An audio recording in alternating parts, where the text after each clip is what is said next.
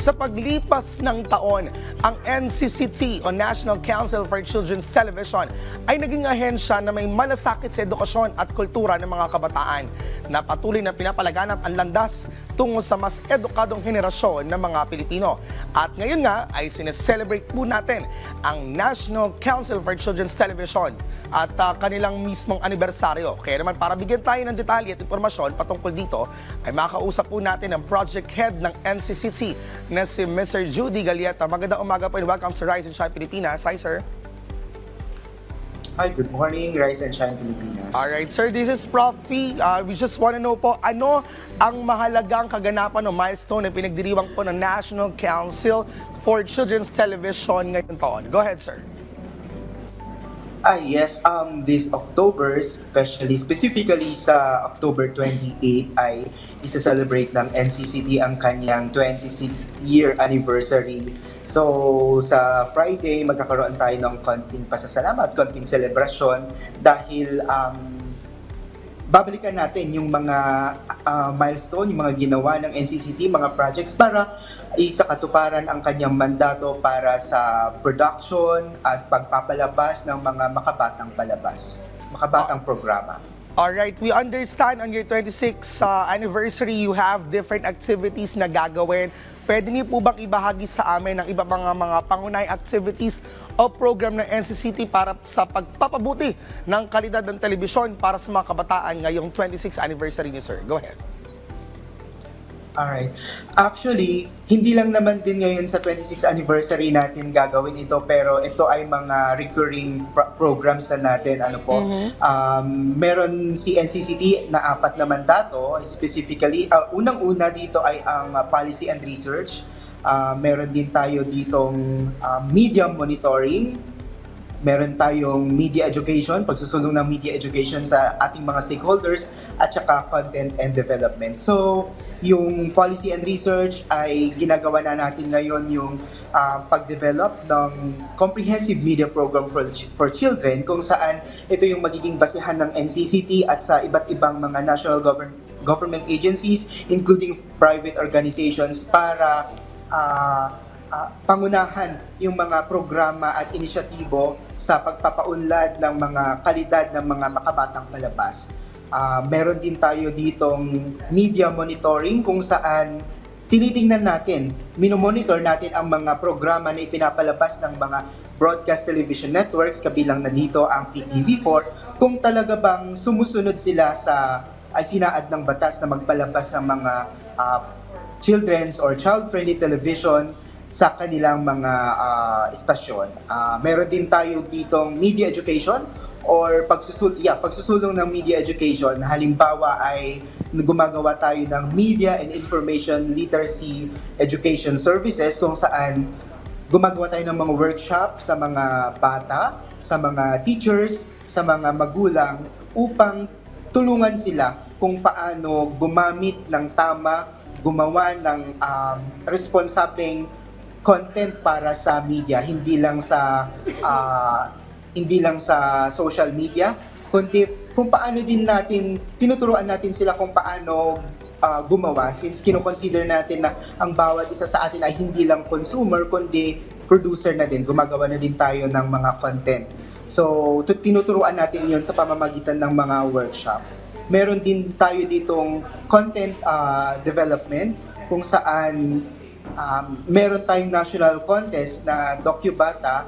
Dito ay nagtitipon-tipon yung mga documentary filmmakers para sa isang national contest at gumagawa sila ng mga makabatang dokumentaryo base sa isang tema. Ngayong taon, ang tema natin ay tungkol sa docu-region. Itong nasa screen natin ngayon, tungkol sa iba't ibang kultura, tungkol sa mga pagkakakilanlan ng bawat rehiyon sa ating bansa. So, tinatalakay nila dito, at sa November 11 nga ay November 10 ay magkakaroon tayo ng National Awarding Ceremony sa GSIS. So, meron din tayong mga grant program. Ito ay National Endowment Fund for Children's Television, kung saan nagbibigay tayo ng pondo para sa mga content creators upang gumawa ng mga makabatang palabas. So, yun ang ginagawa ng NCCT para sa pagtataguyod ng makabatang programa, responsable at accountable na makabatang programa. So, ito ay taon-taon pong ginagawa ng NCCT, pero this anniversary sa October, ngayong buwan ng Oktubre, ay babalikan niya yung mga ginawa niya, iimbitahin yung ilan mga nakatrabaho na natin, yung mga partners natin, para pag-usapan pa kung ano pa yung mga pwede nating gawin para sa ating mandato. Alright, we can see that most of the programs you've mentioned ay patuloy na sinasagawa po ng inyong organisasyon, no? Na malaking tulong pero syempre para sa ating mga kabataan. So, can you hear me, sir? Walang audio. Alright, so sir, we understand the different programs na ginagawa nyo ngayon ay I think continuously nangyayari siya ngayon at patuloy na pinapatupad ng organization. But content-wise po, doon sa mga television programs na nilalabas sa iba't ibang broadcast media. So on your end po, ano po yung mga nagiging rubrics natin para masabi natin na sumusunod yung mga production houses at TV networks doon sa mandato dapat ng tamang content na ipinapalabas ng mga telebisyon para sa mga kabataan? Yes. Actually, maganda pong tanong yan dahil paano natin madidetermine, paano natin masasabi na pambata nga or angkop sa bata yung pinapalabas ng mga content producers, mga content creators, at saka ng mga broadcast television stations. Noong 2019, inilaunch ng NCCT ang CFCS or Child Friendly Content Standards, kung saan nakalagay dito yung mga panuntunan, mga criteria kung ano ang mga dapat sundin ng mga producers sa paggawa ng isang child-friendly program. So, naisa-isa po dito, meron tayong mga 10 domain dito na titingnan, magiging basehan, upang malaman natin, magabayan tayo sa paggawa ng mga programa. Ngayon, kapag pinalabas na ito ng mga TV stations, si NCCT ay meron siyang ginawang rubric. Ito ay tinatawag niyang Media Monitoring Scorecard, kung saan base po sa 10 domain na nasa standards natin, may mga statements doon para tingnan, para suriin kung yung mga nilalaman ng mga programa ay angkop sa mga bata. So for example, kapag ang tema ng isang programa ay angkop ba sa mga bata, meron dun mga pamantayan kung paano natin masasabi na ito ay angkop, ito ay pambata, or ito ay hindi. O kaya naman sa language, paano natin masasabi na ang mga language or dialogue na ginamit sa isang programa ay pambata o hindi. Makikita po natin iyon sa scorecard. At yun ngayon yung scorecard ngayon ang ibinabahagi natin sa mga content creators natin, sa mga estasyon, broadcast television stations. Actually, recently ay nag-conduct lang din tayo ng dialogue with content creators sa PTV4, binahagi ng NCCT kung paano ginagawa or ino-observe yung scorecard na ito. Para dito, hindi na aabot doon sa pagpo-police, hindi na aabot doon sa pagko-call out ng mga estasyon. Ibinabahagi na namin ito sa inyo, sa mga producers, sa mga content creators, para habang gumagawa or habang nagpaplano pa ng mga programang gustong ipalabas sa inyong estasyon, ay i-consider na ninyo ang mga criteria na ito para in the end meron na tayong self-regulation sa mga bawat estasyon natin. Okay, we understand, we police them in case po na hindi pumasok doon sa scorecard ng inyong ahensya yung mga content at mismo pagpapalabas ng mga programa. Siguro, we want to know ano ang mga mangyayari kapag ganitong mga senaryo sa mga TV networks. And also, magbigay na rin po tayo ng mensahe at abiso at advice sa ating mga kapwa production houses pagdating doon sa mga content production na ginagawa ng iba't ibang mga nabanggit natin production houses. Go ahead, sir.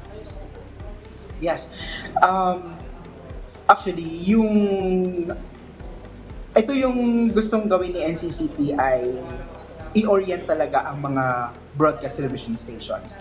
Ayaw ni NCCT na magkaroon tayo ng hindi pagkakaintindihan dahil nakasaad sa batas na kapag hindi sumunod ang mga sakop or mga broadcast television stations doon sa 15% na child-friendly content standard or child-friendly television na ipalabas sa mga istasyon, ay si NCCT pwede niyang irekomenda yung kanyang findings sa mga regulatory body like MTRCB at NTC. So, yun yung iniiwasan ni NCCT kasi posible na kapag may mga hindi sumunod si NCCT, mali after so many dialogues and discussions with them, ay kapag hindi pa rin sumunod ang isang istasyon, ito ay irerekomenda na ni NCCT yung kanyang findings, yung kanyang yung findings niya sa NTC at saka sa MTRCB para sila na ang gumawa ng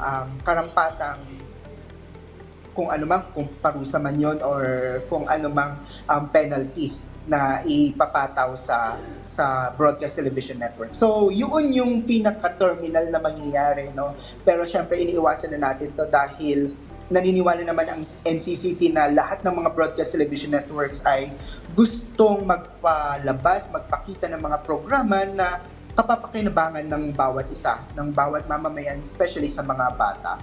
So, yun po yung ginagawa ni NCCT ngayon at ang kanyang maipapayo sa mga broadcast television networks ay tandaan natin na meron tayong responsibilidad pa rin. Ayon din sa batas, responsibilidad natin na magpalabas, maging aware sa mga audience natin, maging accountable sa mga programa na ipinalalabas natin. So, habang nakikipag-ugnayan sa atin ang NCCT or ibang mga government agencies ay subukan natin na makipag-dialogue dahil ito lang naman ang gusto natin, magkaroon tayo ng harmonious relationship. So, maging open tayo sa mga dialogue at ito, gamitin natin yung scorecard. Actually, libre naman po ito. Binibigyan na kayo ng NCCT ng mga criteria na i-consider ninyo, of course in consultation with your consultants din, mga children's experts, child development specialists sa inyong mga estasyon para makita habang gumagawa ng programa or nagde-develop ng programa ay mai-consider na natin yung mga parameters na ito. Actually, hindi naman nire-require ni NCCT na magpalabas ang mga estasyon ng educational. Sapat na kay NCCT ayon sa batas na kahit child-friendly lamang. Yung child-friendly ay parang generic siya, parang kayang panoorin ng bata, it's for everyone, it's for the whole family. So, yun, hindi naman actually mabigat yun para sa isang napakahalaga broadcast po ng television gampanin network ng NCCT, syempre, para masiguro po na talagang magandang content at maayos ang may papakita sa mga bata. Maraming salamat po sa pagbibigay detalye at kaalaman patungkol po sa proyekto at programa ng National Council for Children's Television. Muli, nakausap po natin ngayong umaga ang project head ng NCCT na si Mr. Judy Galieta. Maraming salamat po at ingat po kayo.